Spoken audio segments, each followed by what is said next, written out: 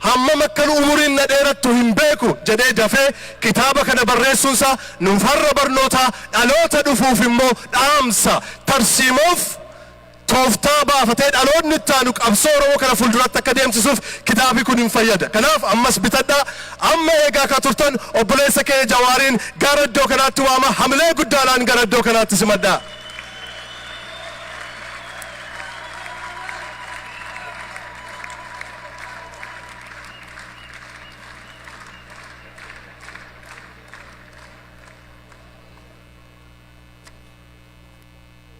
Akkam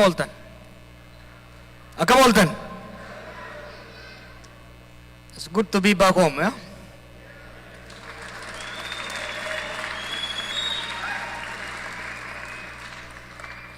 I'm so nostalgic. So many memories. Bara kami nas dhufe sa?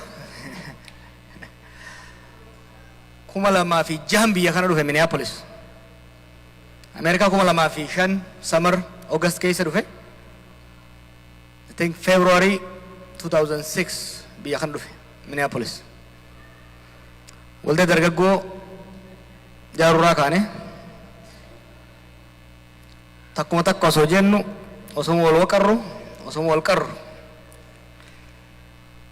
san booda Oromoo Firistitti ceene saniinis uummata keenya wajjin mari'anne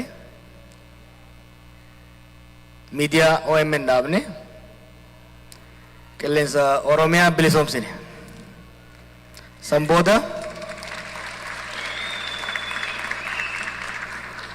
ammas waluma waqaraa walis gorsaa walis aarsaa qabsoo qeerroo sochoosuudhaan warra taankii baankii qabatee waggoota 50 diriirfatee nu carachuudhaaf deemu mootummaan shimbirroodhaa miti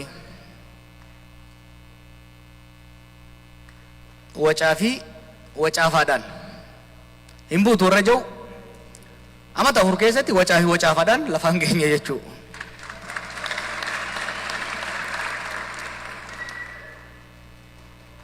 iccitiin keenya maali? Kitaabni hin gaabbu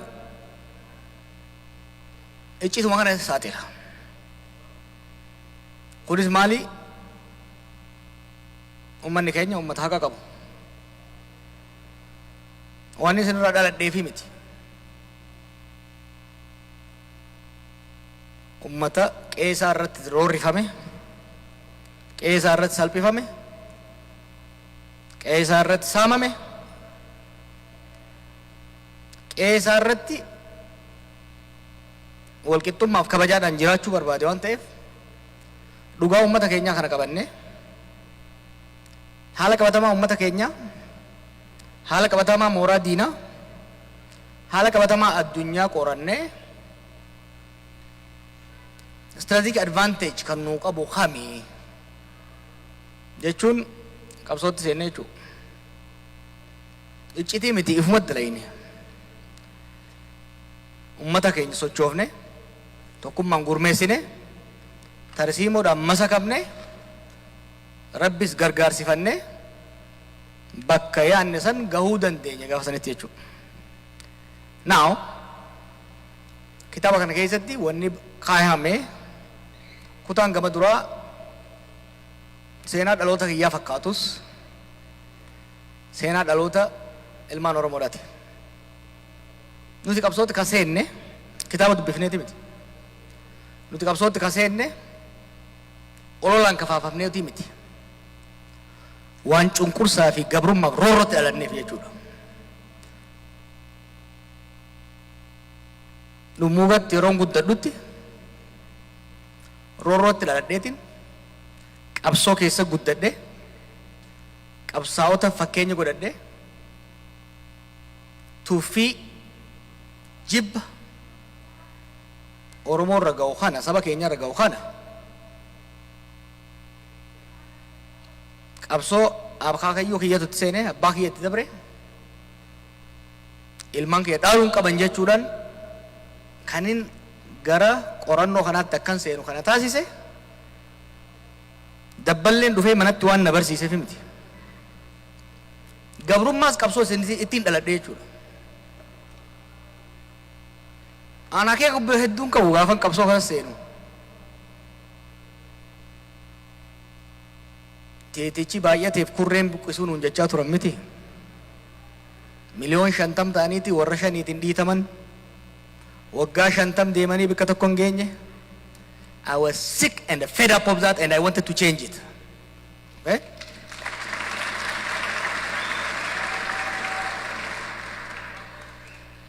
Gaafasis beekumsan Rabbi naa kenneefi kan barnootaan gabbifadhe kan gorsa keessaniitiin bal'ifadhe isin abdadhee ummata kana abdadhee itti deeme takkaan hanqaan isine takka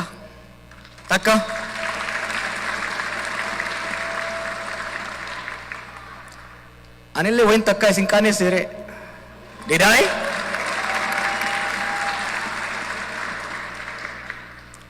isinin loluu hin danda'a isinin mormuu hin danda'a na mormuu dandeessan isin aarsuu hin danda'a na aarsuu dandeessan takka garuu isin kasaarsee hin beeku wallahi isin kasaarsee hin beeku and I will never do it.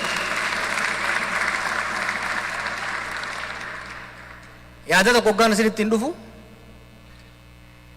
hirribaa ka'ee ittiin hin dhufu takka Ameerikaana keessaa qabadhee hin dhufu qoradhee itti yaadee hayyootaan mari'adhee manguddoo irraa gorsa fudhadhee eega bilcheessinee booda isin dhufu.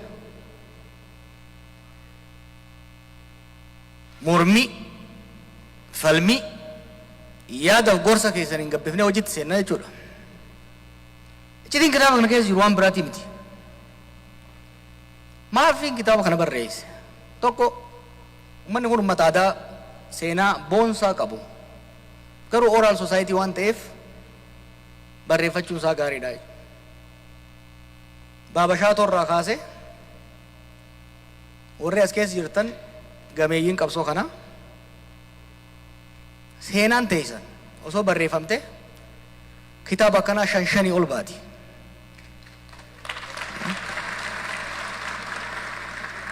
Isin faarsuu fi mibar dhugaadha. Baadiyyaarraa kaanee dhiitamaa dhiibamaa qabsoo seenne dhiibamne Somaalee seenne bishaan san qaxxaamurre Yemaniin goone Saawudiin goone Xaaliyaaniin goone Kaanaadaa dhufne Ameerikaa dhufne. It's a long journey, you know. Seenaan mataa keessanii seenaa uummata Oromoodhaati. Seenaa nama qaanessullee miti seenaa qabsoodhaati beekta. Seenaa qabsoodhaati. Kanaaf kan hin barreesse namni keenya akka barreessu yaaduudhaaf. Kalammataa wanni baroota 2013 hanga 2018 hojjetame seenaa addunyaattu waan galmaa'uu qabu waan beekamuu qabu. Bikka dhugaan qorannoon murannoon qabsoon wal ta'anii injifannoo itti agarsiisanidha jechuudha. Kana ammoo ka Oromoodhaa quudhuu fedhiin qabne ka Oromoo mataa keessa waqaree hamilee isaa cabsu fedhu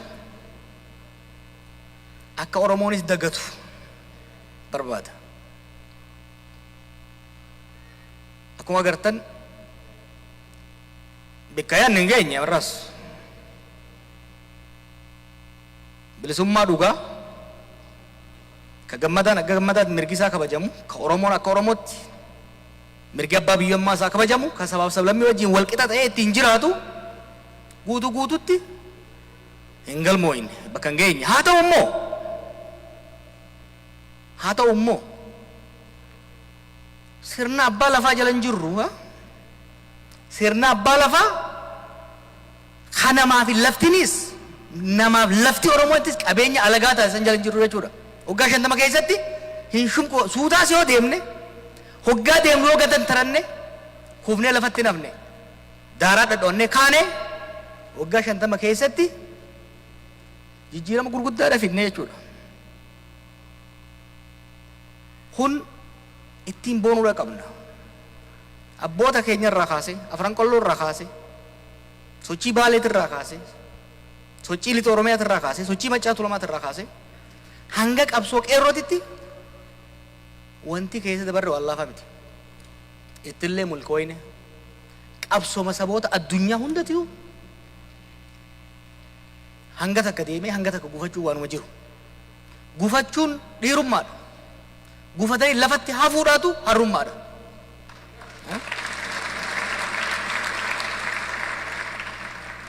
Waggoonni jahan dabre kun rakkisaa turan. Ulfaataas turan.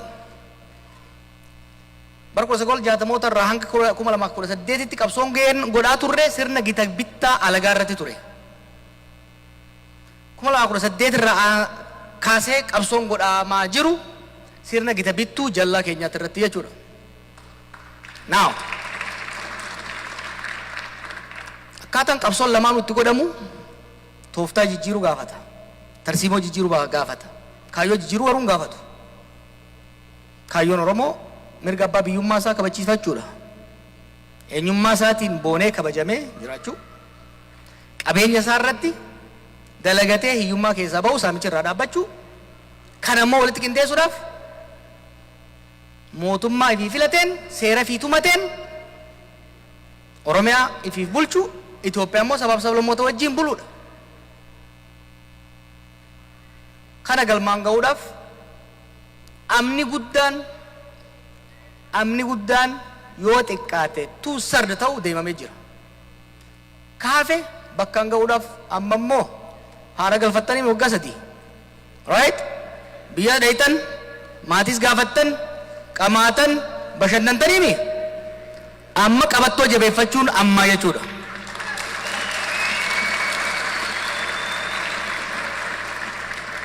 We are going to finish the journey. We have the strategy. We have the plan. We are prepared. We have filled our gas. We are going to finish this journey. Now,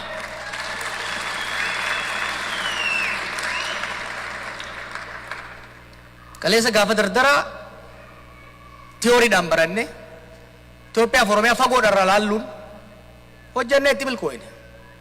Har'a immoo gaafa arrii qabnu gaafa Itoophiyaa dhaynee harkaan qaqqabannee hidhamnee macarooshii keessaa agarree sirriitti hubannutti gaafa sirna gita bittaa alagaa firraa buufnee jallatus doofatus hatus badaa ta'us keenya keessa naynatti hojiin hanka kaleessa hin ulfaatu.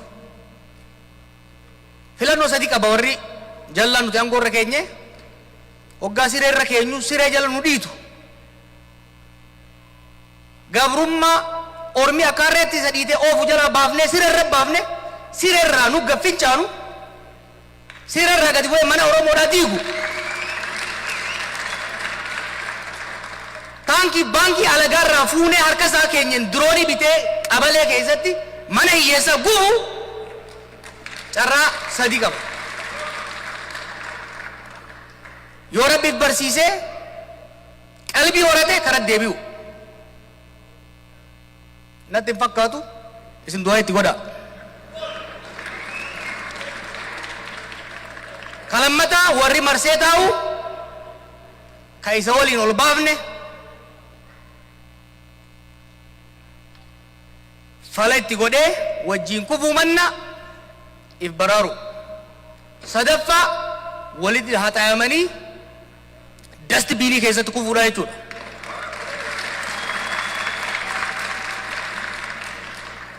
Kuni dhaadannoo miti. This is not a slogan. This is a plan. This is a strategy. This is a plan. I'm not bluffing. Sabni kun saba laafaa miti. Yeroo callisu sodaatee min rafu hin mugu ni riba malee. Waggaa 2-3 reebnee garuu hin rafne dalagaa turre jechuudha. Hojii hojjechaa turre jechuudha. Qaama keenya madaa'e wallannaan jaarmaa keenya bitaa mirgaan rukutamee lalaaffate deebnee jaarranne haala qabatamaa uummata keenya biyya keenya naannoo keenya fa addunyaa qorannee tarsiimoo saniin walgitu baasuu irratti fuulleffannee jechuudha. San amma xumurree hojiitti seennee jirra. Hojii kanas isin dammaysuudhaan diina rifachiisuudhaan eegallee jechuudha. Itti milkooyne moo? Marsaa itti aanu wal gorfachuu, wal qajeelfachuu, tarsiimoo lafa keenya irratti mari'achuuf bilcheeffachuutti deemna. Marsaa sadaffaatti hojii galmaan ga'utti deemna. Look, sirni amma jirtu hedduu nama cinqitu. Itti dhiisanuu ni kufti. Our concern, fuulleffannaan keenya is about post-Abiy Ethiopia. It's about post-Abiy Oromia.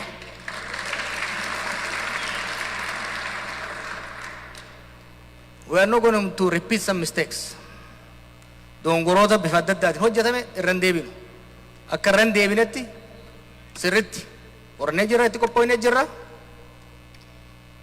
Nu dhaggeeffadha. Bakka isin hin galin nu gaafadha. Bakka karraa mayne seetan nu gorfadha. Bakka itti haqqatti rabbitti nu kadhadha. Waliin jirra. Gara fuulduratti deemnaa. Ni milkooyinaa. Nagaan na bulaa.